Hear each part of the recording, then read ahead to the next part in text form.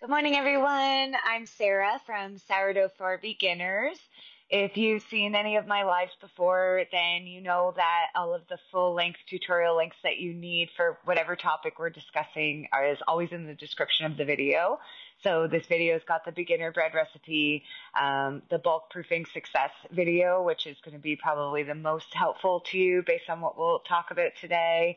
And of course, all of the other tutorials that we always have. So I'm just going to quickly go through bulk proofing and some dough and get it pre-shaped. My oven is preheated.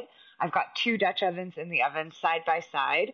I've got a tray of water on the bottom rack underneath those two Dutch ovens. That's optional, but I put it there because the bottom of my oven is quite hot.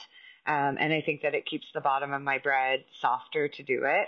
I'm all set up to score in a little bit. I've got some parchment paper and I've got my two doughs. So I mixed these two doughs in the same bowl last night. I used the level two hydration beginner recipe. So the regular beginner bread recipe makes two loaves. It's 120 grams of starter, 680 grams of water, 1,000 grams of flour, and 20 grams of salt. And then the level 2 hydration just increases the starter to 200 grams and the water to 700 grams. And that little bit of extra hydration and starter just makes the bread a little bit springier. But we're always talking about bulk proofing. We're always seeing people posting pictures of their bread. It's very dense. It's very gummy. It didn't rise. It sort of fell in the process of baking it. And we know from our experience and our learning that this almost always means that their dough is either under or overproofed. And so we have the bulk proofing success method. We paste it everywhere. We share it all the time. There's a video on Facebook. It's called on YouTube. I've linked it in the description of this live. It says, do this one thing to guarantee bulk proofing success. So what we do is we take our dough after it's been mixed and stretched and folded right before it's ready to start bulk proofing. If you've done the full recipe with the double loaves, we split it in half. We get it into these clear straight-sided containers. Any clear straight-sided container will work. It can be round, it can be square, as long as the sides are straight and it tightly fits the dough. So it doesn't have to specifically be these containers, but these containers are like inexpensive, sort of Rubbermaid throwaway Tupperware containers, and they fit the dough quite good. I've actually broken this container, so it is at the end of its life. I'll be getting some new ones. I just noticed that this morning, but I think this dough is going to be okay. So I've had these for about 8 months, so I feel like they lasted pretty good considering they were $5 for a 2-pack. But you basically want the container to be at least double the size of your dough, but making it so that the dough touches on the sides. So when we bulk proof, what we say is that you should let your dough double if you're going to bake the same day, or you should let it go to 75% if you're going to cold proof. I rarely cold proof. I always knead my bread. My regular process is to feed my starter before bed and then get up in the morning, mix, stretch, and fold, let my dough bulk proof during the day, and bake my bread that same day, at or after supper time. So what do we mean by double? Well, when you put your dough into these containers, what we suggest is that you take a marker and mark its height. And no matter how much you try, you're not going to get that dough to be perfectly level, right? So you can see here, my dough was touching on the sides here, and it's not even close to double here, right? But it was not touching at all here. That's why my line goes down. And it was actually back from the edge of this container by almost an inch, right? It was quite far. And then here you can see it was low, it came up high, it went down. So I've done a really good job of marking the height of this dough when I put it into the container. And it helps me to see how much the dough has grown.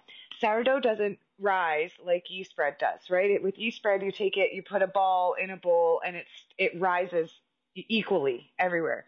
Sourdough spreads. It fills in everything. So even though this dough is not even close to double here, right? Over here, it's like quadrupled, right? Because it wasn't touching there at all, number one. It was down here, but it was also back from the edge, right? Over here, it's doubled, right? So we're still always estimating.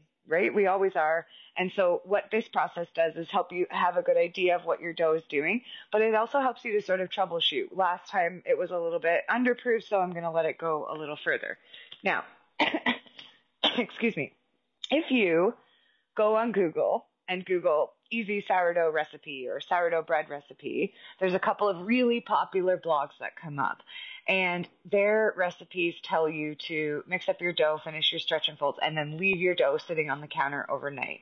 And when I see a severely overproofed dough or a bread that looks like it baked wrong because it was overproofed, I almost always can say, did you leave your dough on the counter overnight? And the answer is almost always yes. So I did an experiment last night. I mixed this dough and left it on the counter. And if you look, it's starting to pop the lid. And wait till I open it. You're going to see it's so sticky, right?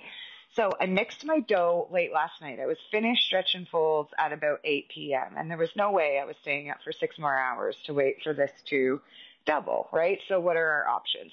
One option is to let your dough bulk proof on the counter overnight. I do not recommend this, right?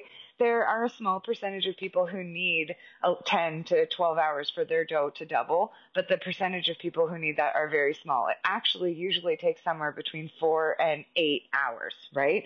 So if your dough only takes 4 hours to bulk proof, and you leave it on the counter overnight, then you've just severely overproofed your dough.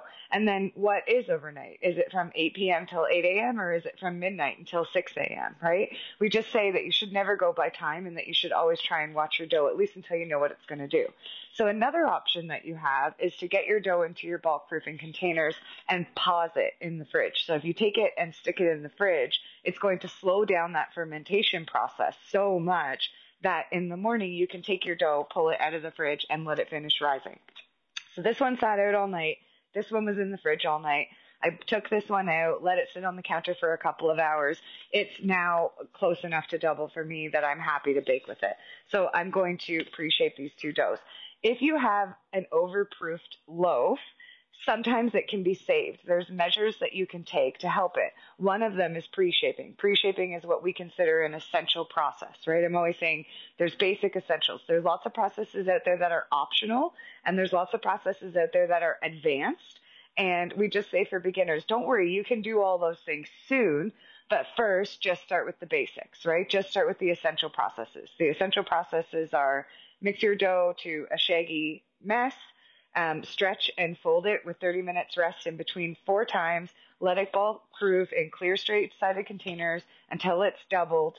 Take it out, pre-shape it, let it rest for a little bit, shape it, score it, and bake it. That's the essential processes. Everything else is optional, right? Pre-shaping, the function of pre-shaping is starting to build tension in your bread to trap some of that air that's come in there. So when this dough grows, it starts to create gases and all kinds of good stuff, right? When we pre-shape the dough, we start to trap all of that inside, and we want that trapped inside because when it gets in the oven, that trapped air inside eventually goes pop, and that's what gives us our beautiful oven spring, right? But pre-shaping also serves to reduce the stickiness on the bread and make it easier to manage, because that's another complaint that we often see. So I'm going to show you what this one, which is properly proofed, maybe slightly under, but I think it's pretty close. The only thing is that I noticed that my container cracked, so I would really like to get my dough out of here and get rid of this container. So what I'm going to do is pry this dough out of the container. When you pre-shape, you don't use any flour, no water. All you're going to use is your hand and a bench scraper. So I'm just going to let this dough come out. And it is sticky, right? Sourdough is supposed to be sticky to a certain extent.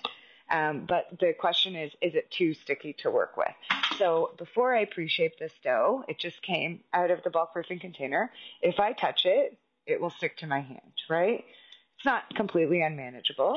Usually you would use a bench scraper. After this video, I'll post a list of tools. You don't actually need any special tools to do sourdough, but if you want some, I'll post a list of tools and there's a bench scraper in there. I just use this straight, dull knife. So all we're going to do for pre-shaping is start coaxing the dough into sort of a round dough ball shape. And what's happening as we're doing this is that we're pulling on the dough. we're using the strength of our hand and the edge of our bench scraper as well as the counter to sort of drag the dough. And as we're doing it, we're trapping the dough underneath itself, right? We're pushing the edges of the dough underneath. And as we do this, we start to build a skin on top and we start to trap some air in there. Once we've done pre-shaping, we don't really want to squish or knead the bread again after this. We will do the final shaping on it, but at this point, what we're trying to do is trap as much air as we can into the dough. And we're also reducing that stickiness so that when it comes time to shape it, you're able to. If you notice, when I first took this dough out of the bulk proofing container, if I touched it, it stuck to everything. It would be very difficult to shape that bread or that dough as sticky as it was, even though it is properly proofed and it is good to go. So I'm just going to do a few more rounds of this, and then I'll show you how the dough starts to look. So all I'm doing is pushing underneath with my knife and gathering it with my hand, right? Push underneath with my knife, gather it with my hand.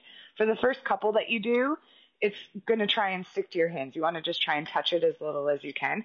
But by the time you're done, the stickiness is gone, right? You've built this nice tension. The other thing is, I'll just pick this up, we've started to trap air bubbles in there, right? It's starting to get a really nice skin on it. So I'm just going to set this one aside and let it rest for a bit. And then I'll do the final shaping on it and get it into the oven to bake. You could cold proof if you wanted to, but cold proofing is an optional step. And here's the thing. If you haven't perfected bulk proofing, right, cold proofing is just going to magnify that situation. So we do recommend that at first, beginners just kind of skip cold proofing until they start getting decent loaves. So I'm just going to let that loaf sit there and rest for a little bit, and then I'm going to put the final shape on it. So now let me show you this baby. So this baby was left on the counter overnight. This is like a common, there are so many recipes out there that say mix your bread, finish your stretching and folding, and then leave your dough out on the counter overnight. And we say, please don't do that. I mean, you might be one of the very small percentage of people whose dough needs 10 to 12 hours to proof. But in most cases, bulk proofing takes 4 hours minimum to 8 hours maximum, somewhere in there. And if you bulk proof on the counter overnight, you will have severely overproofed bread. The good news is we may be able to save this dough, possibly. There's some measures that we can take. One of them is pre-shaping. So the pre-shaping might manage some of that stickiness. Wait till you see when this dough comes out. And also a hot score 10 minutes into baking might manage it. For any of you watching, feel free to ask questions as we go. I can see the comments rolling in. I can see that you guys are watching. So if you've got questions, I also made a post about this morning and promised everyone who was commenting on that post that I'll provide updates and everything else. So I'll get that in there. So trying to get this lid off. It's very stuck, right? My dough is super, super sticky, right? So what I'm going to do is try to get this dough. Now, if you look at it, look at all that air in there. So what happens with proofing is that the dough is creating gases. It's fermenting, right? Our starter has activated the flour and water and salt that we've put in, and it's fermenting, right? And so it's creating these gases. And there's a balance between when just enough gas bubbles have happened and too many have happened. When you look at this dough, all of these bubbles are on the outside. It's quite overproofed. If I touch it, it's very sticky. It's even more sticky than this first one that we did. So we say sourdough should be sticky, right? But then there's too sticky. But we're still going to try and save this using pre-shaping. So if you look at this dough, you can see it's these huge air bubbles are coming out. It's much larger than the other loaf. It's quite difficult to manage. However, if we do a good job pre-shaping and work some good tension into this dough, we might be able to save it. The thing is that if you're a beginner and you're new, then you don't necessarily know A, about pre-shaping, and B, how to pre-shape. So a lot of times people will overproof their dough, and then it's so sticky that they can't manage it. So if you did accidentally overproof your dough, it's okay. Try to pre-shape it, and it might be okay. So I'll show you how to try and coax these loaves a little bit. So first thing with an overproofed dough is to really pre-shape it. Try to build as much tension as you can. Try to push that dough together into itself and into a ball as well as you can. Build some tension in there. Try to trap some of that air, those bubbles that I showed you when I took this overproof dough out that was on the outside. It started to really get too gassy. Try to trap some of that in there, and hopefully it will spring. Another thing that you can do is cut your score a second time about 10 minutes into baking. So there's 3 kinds of scores. You've got a functional score, which actually has a purpose and does a job. What it does, look at it broke while I was pre-shaping it. Very overproofed. Look. I've never seen dough do that before. Susan says you explain things so well. Thank you. So you guys just watched me pre-shape this one, right? I put all of that strength into it.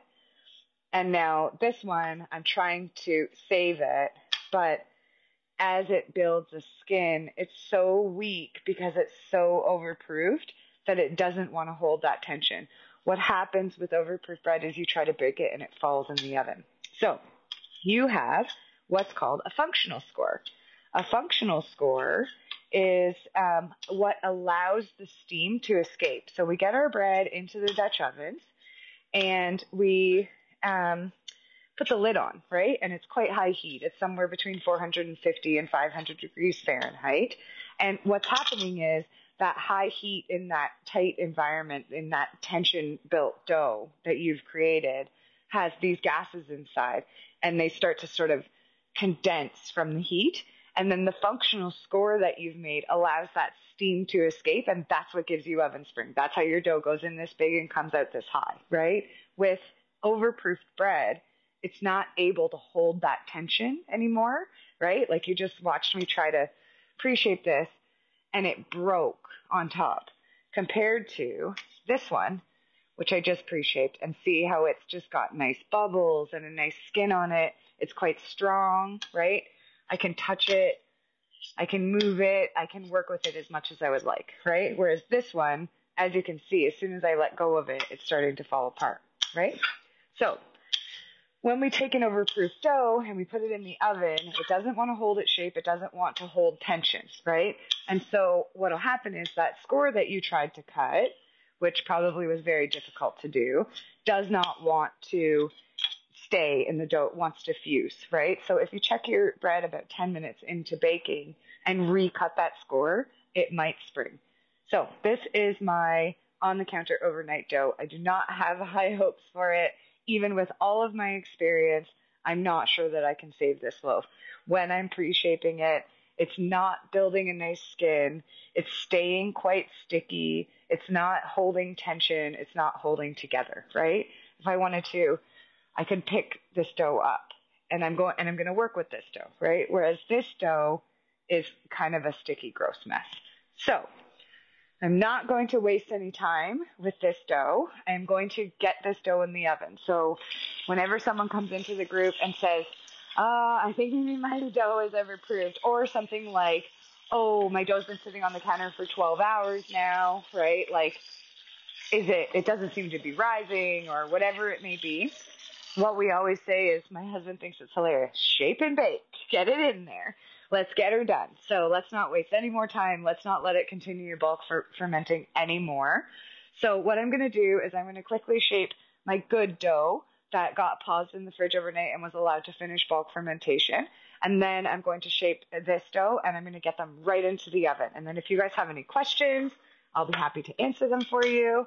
And we'll see how long we stick around. So I'm just going to move this dough out of the way like this. And then let's put a final shape on this dough here. So just a little bit of flour on my counter, a little bit of flour on my parchment paper, which is over here. So with this one, what I'm going to do is I'm going to reach under the edge of my pre-shaped dough. I'm going to pull up. I'm going to use it sticking to the counter a little bit.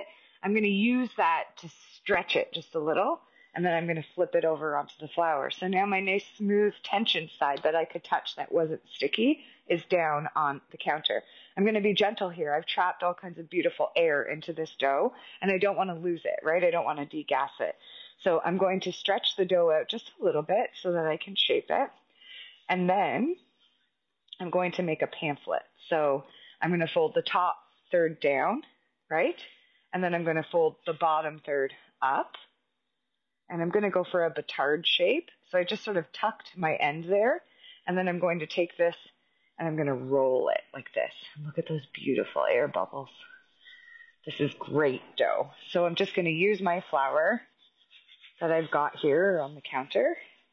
And I'm going to build some tension into this dough. I'm going to try and close up the end if I can. If I want to close the end, what I do is I pull it over and then I hold it for a second with my finger until it starts to hang on.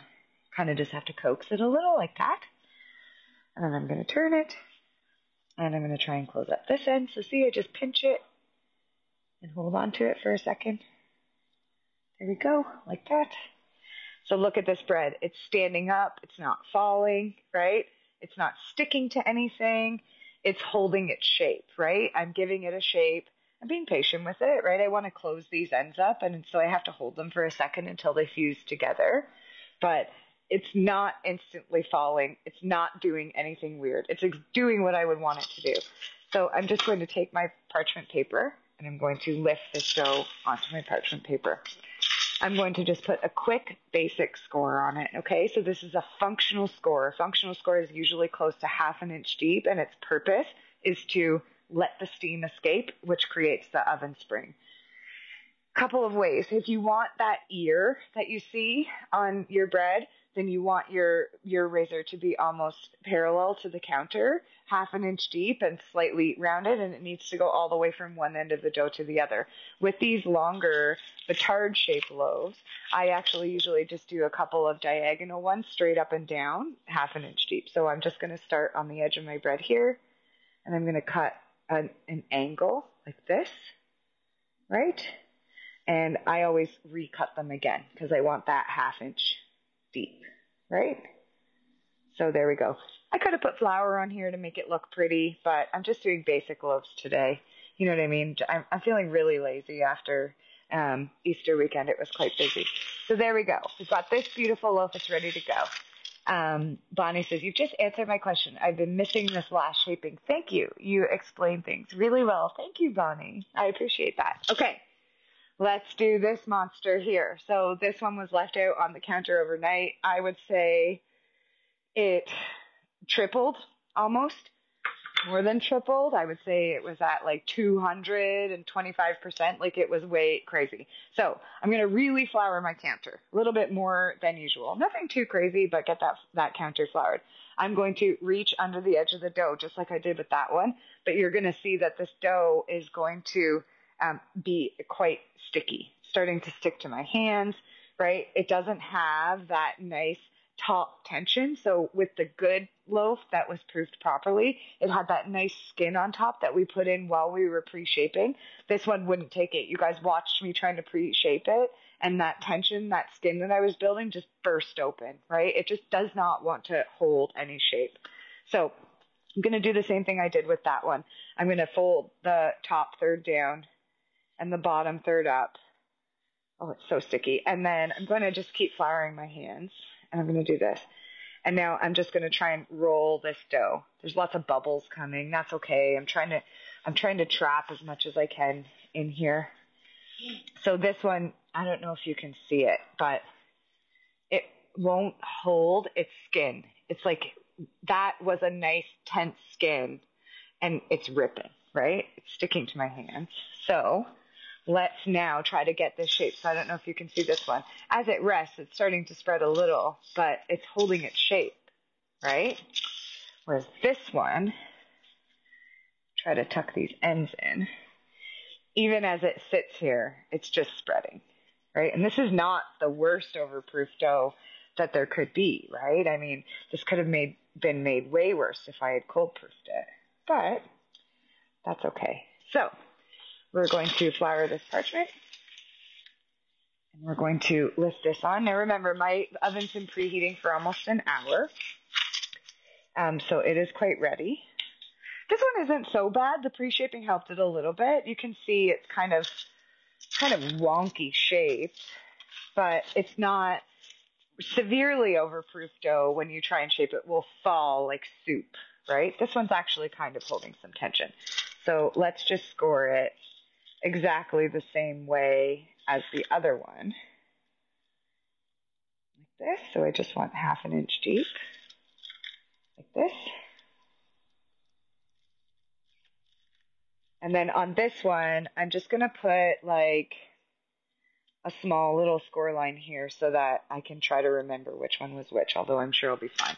So I'm just going to turn my camera towards the stove, and it's a little bit, don't mind my mess, it's a little bit of a reach for you to see all the way over here. But here's what I'm going to do.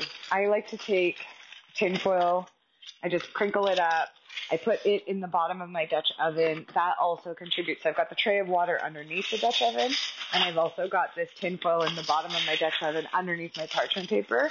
And I think that just helps keep the bottom of the loaf, from getting too hard on the bottom. Linda says, would the overproof dough make good focaccia? Sure. Yeah, that's what some people do. But for me, I prefer to have the bread. I think that I may have caught this one enough that I might be able to save it.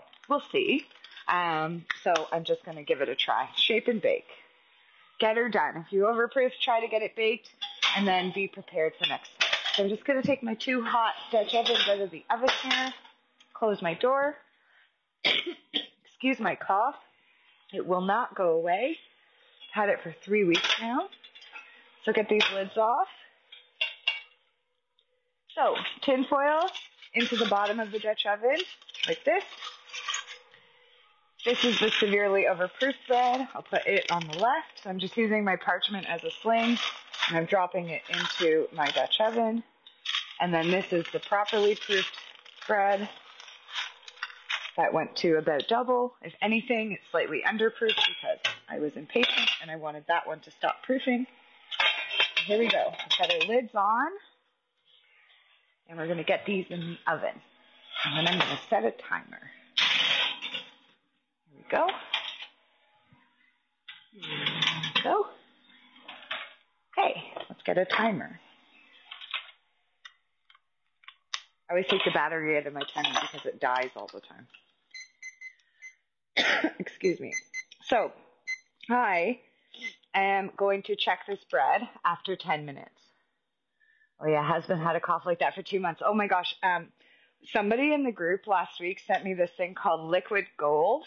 And it's where you take your Dutch oven and put the rinds of grapefruit and I think it's oranges in, and you bring them up to a boil with the Dutch oven lid on. And then you don't open the lid. You let it just simmer for something like 2 hours. And then after 2 hours, you turn it off, leave the lid on, and let it cool completely. And then you take a sip of this. And apparently it's going to help me because I'm not sick. We had been sick probably 3-4 weeks ago, but I just cannot seem to shake this cough. So as soon as I can get to the grocery store, I'm going to get the ingredients for this liquid gold and try to make it, because it's just been, my daughter has it, my husband has it, and of course, the more you exert yourself, the more it comes out. So when I'm doing these lives, I'm not only doing all of the bread work, but I'm also talking the whole time. So let's just summarize what we've done so far. I used the level 2 hydration beginner bread recipe yesterday at 6 p.m. I mixed my dough. I stretched and folded it until 8 p.m. I took one of my doughs and stuck it in the fridge. Both of them went into bulk proofing containers, clear, straight-sided containers.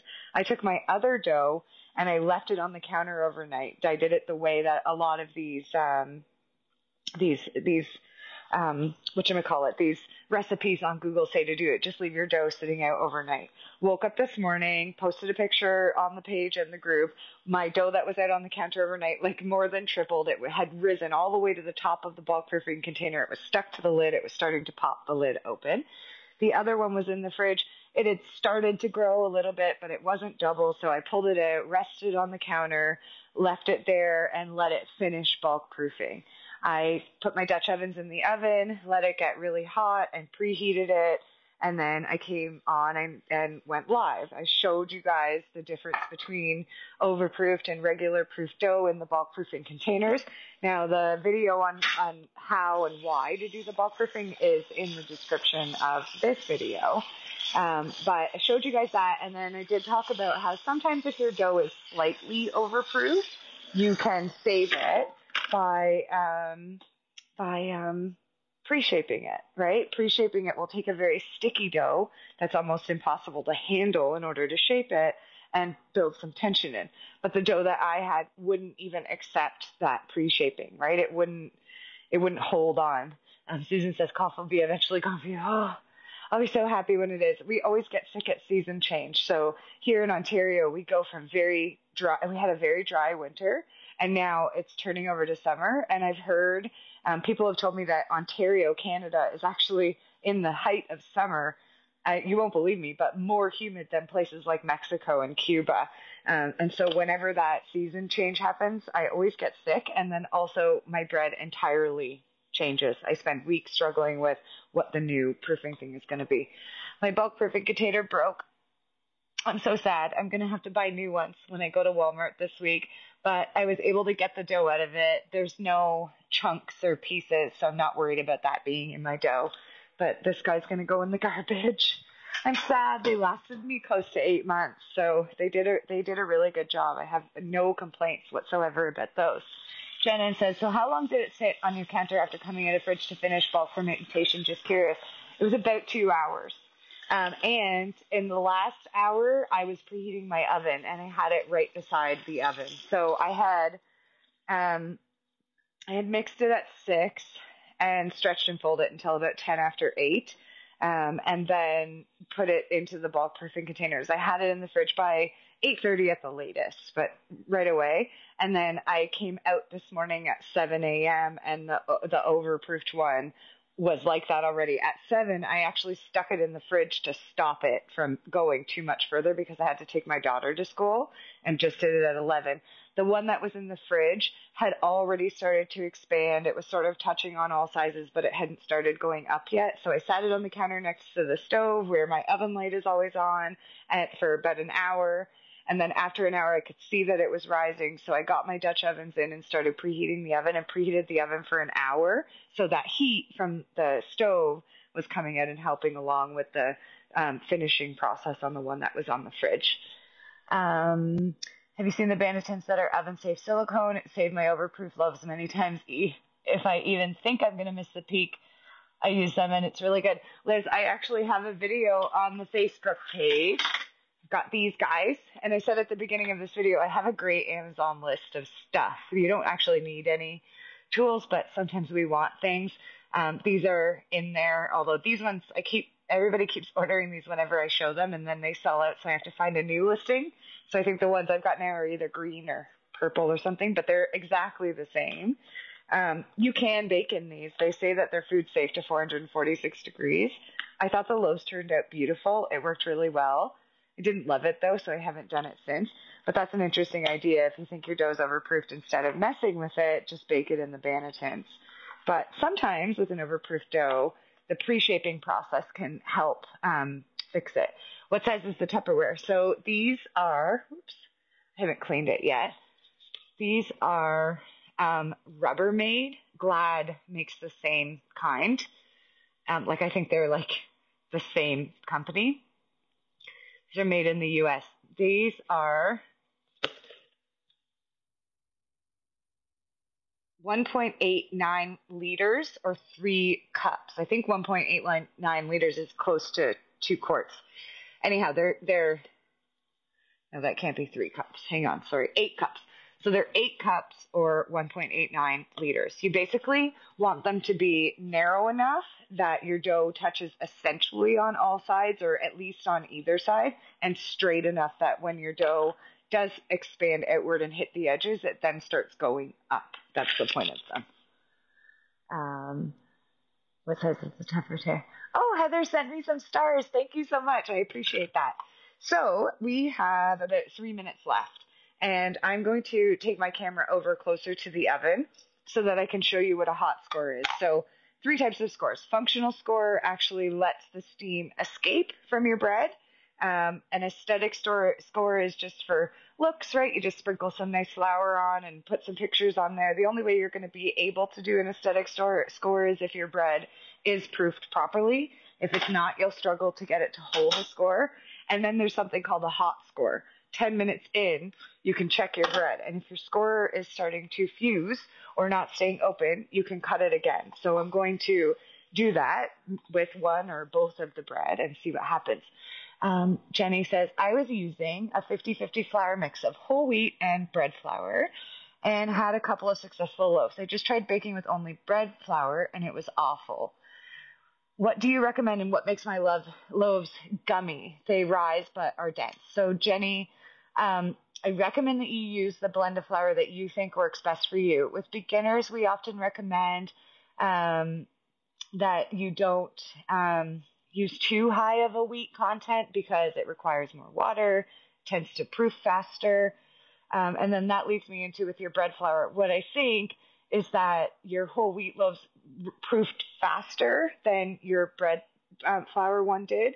And so if your loaf is coming out gummy, it's possible that it's overproofed. So you might want to just let your dough proof a little bit longer.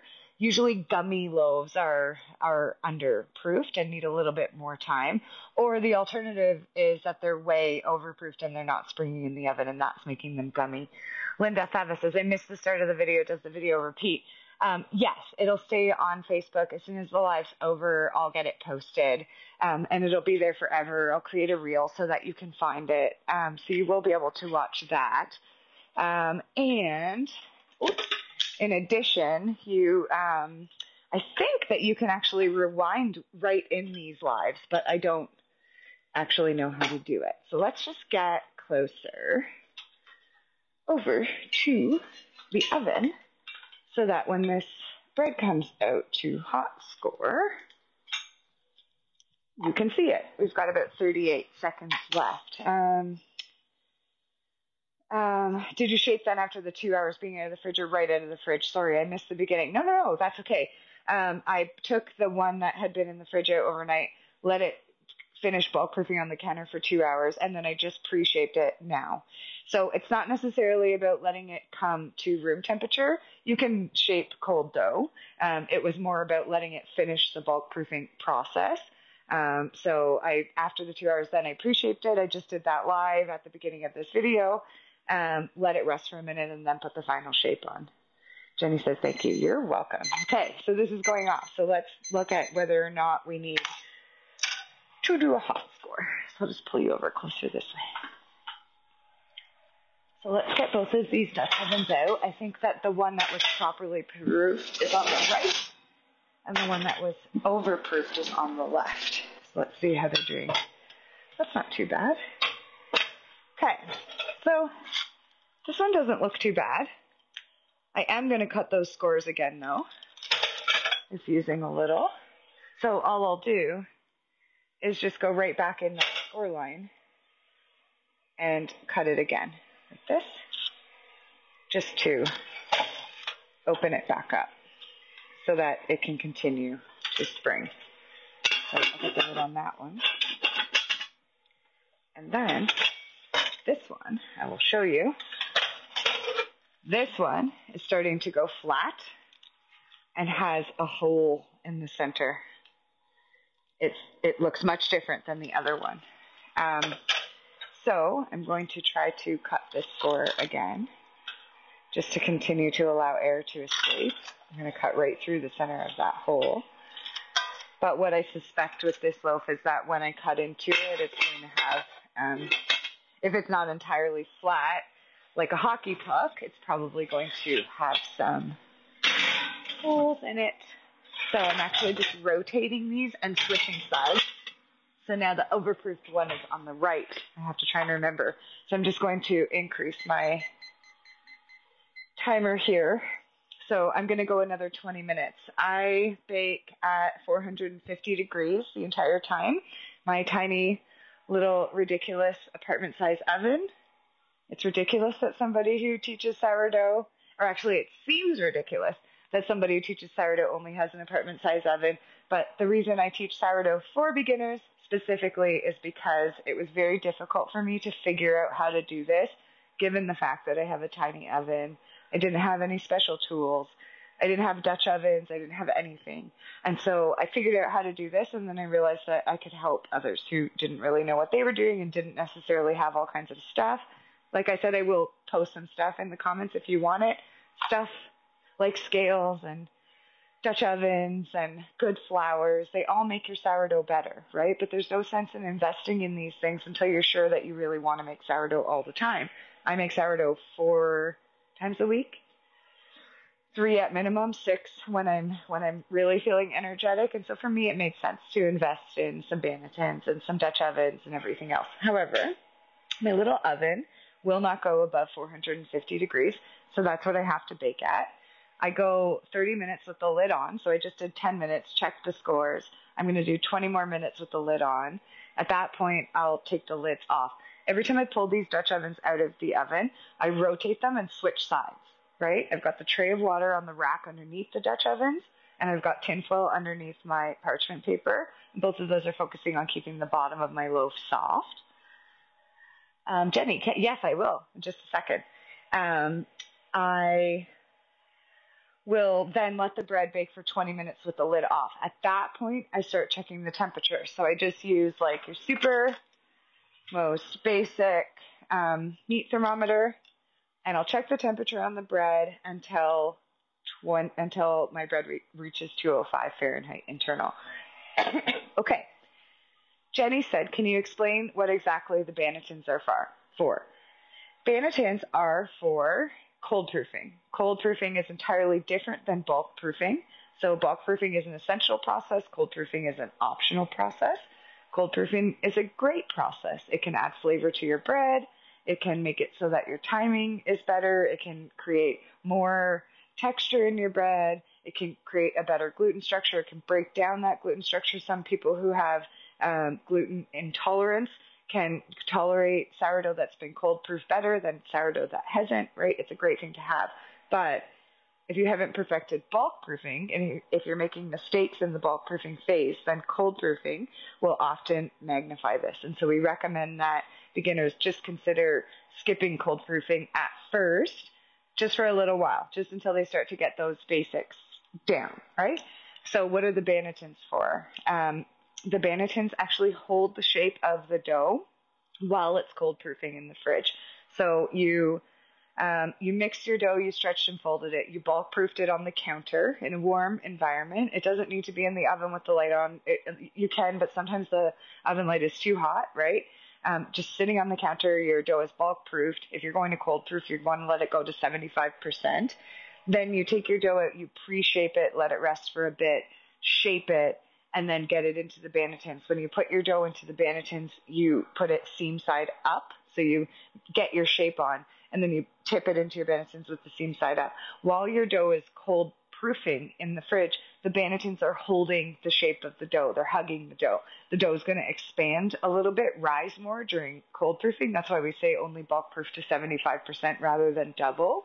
And the Bannettons just kind of keep it together. And then when you're ready to bake, you take out the Bannettons and you flip them onto your parchment paper, score your bread, and bake it.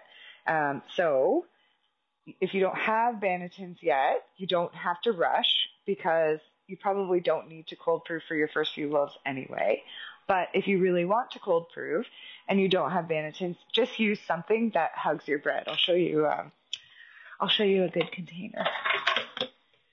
So if I were making a round bowl, right, this is close to the size of what size a bowl would be, right? And so I can use this as a Bannetton. What I usually do is just shape my bread and flip it onto parchment paper, and then just sling it into here, and then put the lid on and use this as a Bannetton to cold proof. So here we go. Okay. So I've got 15 minutes left before my lid comes off, and then I've got 20 minutes before I start checking temperature. I think that my bread will be done somewhere between 40 and 45 minutes from now, and then I'm going to let it cool for several hours before I cut it, And when all is said and done, I'll definitely get some pictures into this post and into the post I made on Facebook this morning with the pictures of the two doughs and show you what the results were. If anyone else has any questions, you could ask them now. I'm just about to get ready to sign off. Lots of really good questions in here today. Heather, thank you so much for the stars. I really appreciate those. I save up all these little stars gifts that I get, and then I end up buying more sourdough tools with them. Jenny says, thank you. I've been using your beginner bread recipe with 1,000 grams of flour. I've seen people talk about dry and wet recipes. Can you explain that? Sure. It's called hydration.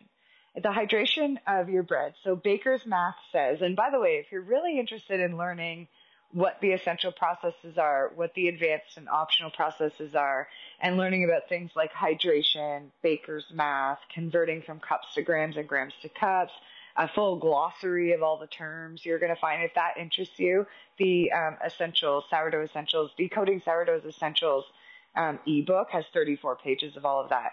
But hydration in our dough is calculated as water to a percentage of flour. So if you're doing the beginner bread recipe, you're putting 680 grams of water into the flour, 1,000 grams. So that's a 68% hydration. On our level 2 hydration recipe, it's 700 grams to 1,000 grams of flour. So that's a 70% hydration. We believe that starter also affects the hydration of your dough, right? If you use more starter, that's going to increase the hydration as well. But how to quantify how much that hydration change is a lot more difficult because we don't know how watery the starter was, how fermented it was, how hydrated the starter itself was when it was fed. Was it fed on 1:1:1 ratio? Was it fed on 1:2:2, 1:5:5?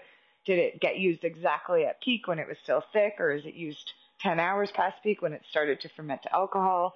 But we do say beginners should look for a recipe that's got sort of less than 150 grams of starter, less than 680 grams, or around 680 grams of water. Practice with that, get really comfortable, and then start increasing starter and water in the bread. And that'll start to give them springier loaves with thinner skins on the loaves, squishier, softer, less dense loaves. But they'll only be able to manage that dough once they've mastered the basic essentials. Linda, is 75% the height of the dough? That's a good question. I'll show you. What we want is the dough to grow 75%. So we say if you're not going to cold proof, double your dough, right? If you are going to cold proof, go to 75% instead of 100%. 100% is double, right? The thing is that here the dough was touching on the edge, right? But over here, you can see my green line. It wasn't touching at all. So I'm actually not going to look for the dough in this container to completely go to 75% here because it wasn't touching over here, right? And sourdough spreads rather than rises. So you're always going to be estimating. If you use a smaller container like this one, because this would also work perfectly for bulk proofing. I use these, but this would work perfectly, right? This is a much smaller container.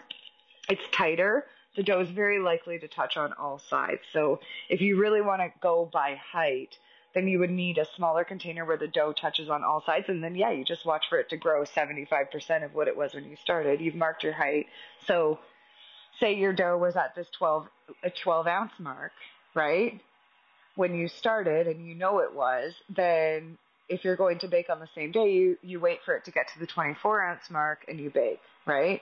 But if you're going to cold proof, then you wait for it to get to 3/4 of the 24 ounce mark and then stop it and prep it for cold proofing. So the bulk proofing containers are still an estimate, right? We're still kind of guessing as to how much our dough has doubled, but it makes it so that a couple things. One, your guess is probably more accurate because you can actually see what the dough is doing, where it started and how much it's grown sideways and upwards. But two, it also makes it so that you can experiment. You can say, well, I think that one was maybe a little underproofed, so I'll go a little further this time. Or I think that one was maybe a little overproofed, so I'll go a little less this time. The other thing is that as seasons change, as recipes change, as your starter evolves, it's literally, you can have 2 loaves from the same batch. One just happened to be closer to the warm spot in the house. rise faster than the other, right? So even experienced people use the bulk proofing method in the clear straight-sided containers because the dough just acts differently based on what's happening in its environment. So if we have any more questions, I will answer them. Otherwise, I'm going to finish up this for now. And then right away after this live, within a couple of minutes, if those of you who want to watch it from the beginning, you can. I'll paste those Amazon links into the comments. And then if you guys just want to comment following or whatever you want in the comments of this video, then later when I post how the bread turned out, you'll be able to see it. Jenny, with your beginner's recipe, can I cut it in half to make just one loaf? Yes. Yes. So the beginner bread recipe is 120 grams of starter, 680 grams of water, 1,000 grams of flour, and 20 grams of salt. You can do 60 grams of starter, 500 grams of flour, 340 grams of water, and 10 grams of salt. Sorry, I said that out of order, and it threw me off. But yes, you can totally just cut it right down the middle. Linda says, thank you. I love your process. Yay. I'm glad. I hope it helps everyone. For all of you who came in and watched, I appreciate you being here, and we'll see you all again soon. Oh, Jenny says, when using the starter from the fridge, do I feed and let it sit and take from peak rise? Yeah, if you can. Use your starter at or after peak. The longer past peak, the more sour flavor you're going to get because it'll have fermented longer. So I usually feed mine before bed and leave it on the counter, and it rises overnight. Sometimes it even starts to fall a little bit. That's fine. If your starter has peaked, and even if it starts to fall, you can still use it. Just the longer past peak you use it, the more sour flavor you get. Linda says, what's the size container you use? For my starter or for my bulk proofing? My bulk proofing container is 8 cups, 1.89 liters. My starter, I will show you. I rescued these. They were pickle jars, and I cleaned them up really good. And I think it's really hard to see. Hang on a second. These, I believe that these are 3 cups, I think. And as long as your starter jar is about triple as big as you would ever let it get. So see, this was my feed line. It's doubled now. I still got lots of room. You won't have to worry about your lid overflowing or popping, right? So I always keep a sealed lid, and I think a sealed lid keeps the bacteria that are in there contained and lets them interact with each other and keeps mold and fruit flies and gnats and all of that stuff out. So my starter container is about 3 cups. My bulk proofing containers are 8 cups. This one that would also work for bulk proofing is 1.42 liters or 48 ounces. So just as long as it's clear, it's straight-sided so you can see the dough, and it's a tight fit for the dough, and there's room for the dough to grow, that's a perfect bulk proofing container. And the bulk proofing success video is linked in the description of the video. Okay, cool. So comment following if you want to see later how these breads turn out. There's also a post just underneath this one, or a couple down, where I posted the pictures of how the 2 doughs looked this morning when I got up. I'm going to update on there too. I promise lots of people they could follow along. So I appreciate you all. Thanks to those of you who sent stars. I appreciate those so much. I'm really glad you're here. And if you have any questions, always just ask them in the comments. I'm happy to help you. We'll talk to you soon. Bye.